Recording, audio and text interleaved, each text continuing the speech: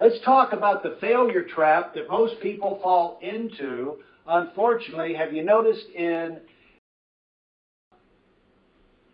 let's just see if we can put a little light on this. There is a failure trap most people fall into, essentially, that most fail. They fail or they quit before they get started. Have you guys noticed that? Yes, we noticed it. Why is it? I mean, they turn it, it's in everything.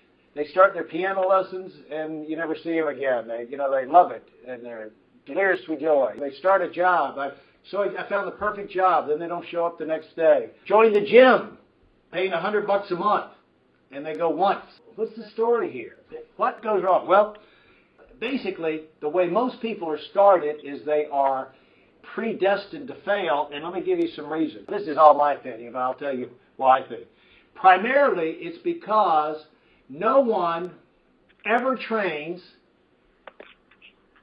or very few people. The top people that's why there's so few really top organizations. One thing you find a top organization does a good job of starting people, but most, let's do most, okay, ever really spends time training people on how to start, okay? Now let me tell you why I think that is an issue. There's two kinds of start.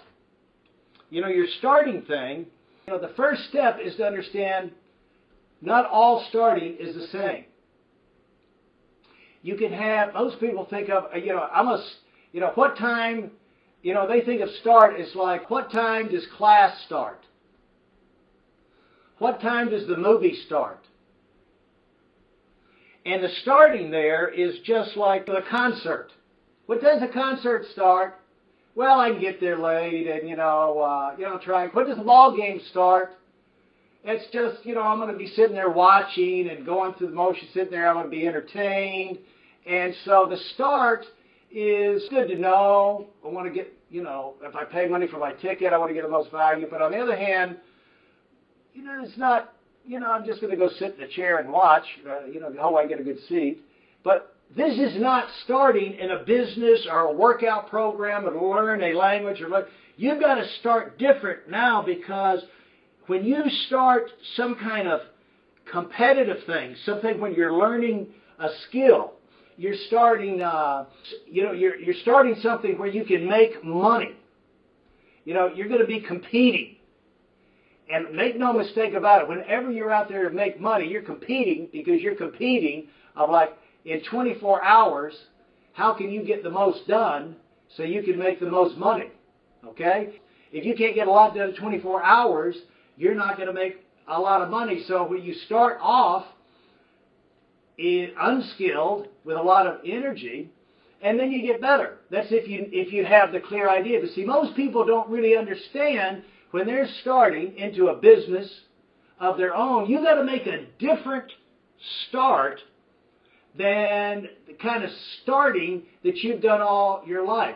Because most people have been employees. Most people have been, they start the business world, they have no education other than, showing up for work at a certain time, showing up for the concert at a certain time. They don't understand that this is a different kind of start, okay? The second thing is, what kind of start do they need here to understand? This is a start where you've got to race to where you can become a producer. Because when you're a producer, it's only when you produce that you make money.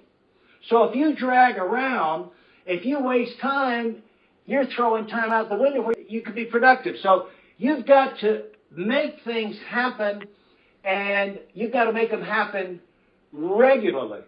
So the deal is, it's got to be, make it happen. Make it happen regularly.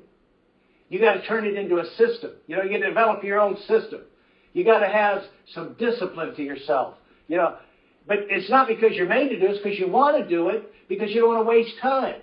Because now you're understanding, I'm doing this for myself. See, think of it like this. If we're going to start and we're going to go start a race, okay? if you start a race, are you going to be walking? No. You're going to be running. If you're in a hunt for something, if you're competing, I'm racing George. Let's say the three of us are going to go and race. And we're competing. And whoever gets there first gets a $1,000 prize. Do we get ready? On your mark. Get set. It's the Olympics. On your mark. Get set. And the next thing you hear is the bang.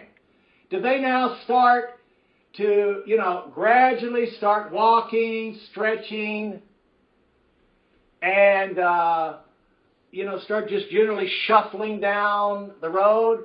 Or do they try and bolt out of the thing? Make every quick, get off to a fast start, settle into a rhythm, make it happen. Whoever talk about getting off to a crawling start? That's what people do in life. It's why most businesses fail. Because most businesses fail. Why do they write? What do they say? I don't know exactly. I've always heard like 93% of businesses fail in about the first 2 years. You hear different things now, but they said like 5 years and 95. No, I think it's the first 2 years. They wash out, and most of the time, what is the number one reason that they fail? What is the number one reason? They run out of money. It's not that the people don't work. It's not that they didn't have a valid concept. It's not that, they were lying, cheating, stealing, or any of that stuff. It's because of one thing. They were too slow. See, people work on deadlines. And, when you start something, they go all through life preconditioned to fail. When do they do their homework? When it's, they can have 3 weeks to do the homework. When do they do the homework? The night before. Or on the way to school in the morning. When they got to study for a test. When do you do it? You do it at the last minute. People wait for the last minute. It's ingrained. That's why not everybody does, but most people. And that's why most people will always be mediocre or fail. Because, see, these people, they were good enough, George. They were good enough to make it. Good enough to be financially independent. They were good enough. What was the problem? Problem?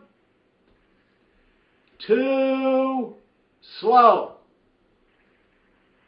See? They didn't get off to a fast enough start. So to get a realistic picture of how to get there generally, and to get started out of the first step, there's certain things you need to have clear in your mind. There's things, see, we don't train people to get off it. This is a different kind of start. You're off to a race. See, it's like what happens is, since people don't get, they don't really understand, I've got to race this thing. I've got to explode. I've got to start. How do you start? I've got to start with a bang.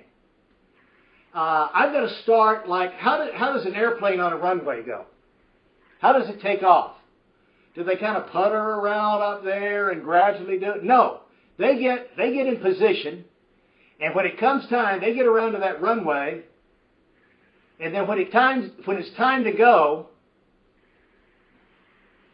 they go for it. They hit the accelerator. They're not concentrating on anything else. They're not telling jokes. They're not getting something to eat. They're not listening to anybody calling in the intercom. They hit the accelerator. They're looking ahead. And they're doing everything they can to get that thing off the ground, because if they don't get off the ground, let's just say here it is. Here's the runway. They take off. They're down here. Here's the plane here. And he goes boom, boom, boom, boom, boom. There's going to be, at the end of the runway didn't go on for like 10 or 15 miles. The runway, quarter mile, something like that. And at the end of this thing, you got buildings. You got trees. They've got, we had the thing out near our neighborhood up in North Carolina where, once every 3 or 4 years, they'd have to bring out the the fire department to go and get one of the single engine planes. Didn't get off the ground fast enough, David, and was sitting out there at the end of the runway, stuck in a tree, just hanging there, you know. And pilot didn't give it enough juice. So you got all these kind of things. So this thing takes up. If you're an airline, you might have 150, 200 people on that thing. If you don't get that thing up, bang, you're going to have a short trip. And that's the way it is in every kind of start. You've got to get it off the ground. Like if you're the space shuttle sitting on there in the launch pad down there in Cape Canaveral, Kennedy, what do they call it now? The first thing they do is they go through all the rocket boosters. See, the big thing sitting there on the pad, most of that is rocket boosters, and those things are burnt up in the first minute. Because you just want to get that thing off the ground. You're not worried about miles per gallon of fuel. You might burn 100,000 gallons getting it the first 100 feet off the ground, but if you keep that thing going, you're going to break gravity, and then maybe a gallon or two will send it around the Earth 5 or 6 times because you're essentially in orbit. You're just slinging it around. So the main thing is to get it off the ground. But if you don't, when it comes time, 5, 4, 3, 2, 1, go for it. When it comes time to go, you've got to go. That's the way it is when you launch yourself into a business or something. So you got to get off to a winning start. What happens to most people is nobody tells them. So what they do is they, right off the bat, before they know it, they screw around. They get a day, a week, a month. Before you know it, they are way behind.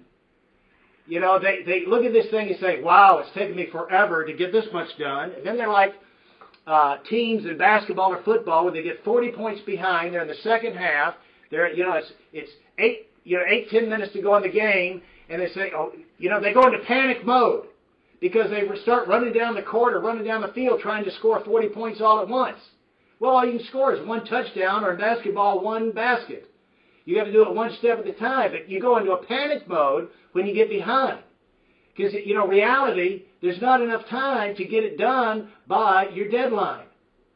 And so you either go into a panic mode, which is, you're always less efficient and effective when you're in a panic, or you just give up. And that's what most people do. They just give up. They get beat before they get started. See, the thing is, the way you do come back is you score 1 goal. It's the way you should start. The way you win is you focus on scoring once. Score 1.